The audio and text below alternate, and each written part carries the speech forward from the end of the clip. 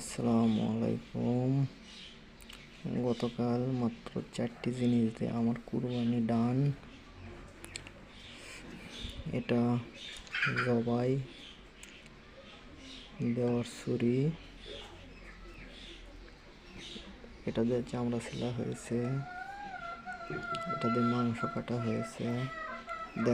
দেখুন ধার এখনো ওরকমই আছে, একদম পাকা লোহা। এবং এটা দিয়ে ভুঁড়ি, এরকম অরিজিনাল জাপানি লোহা বা জাপানি ইঞ্জিনের পাত দিয়ে তৈরি অল্প দা ছুরি হলেই কুরবানির জন্য যথেষ্ট।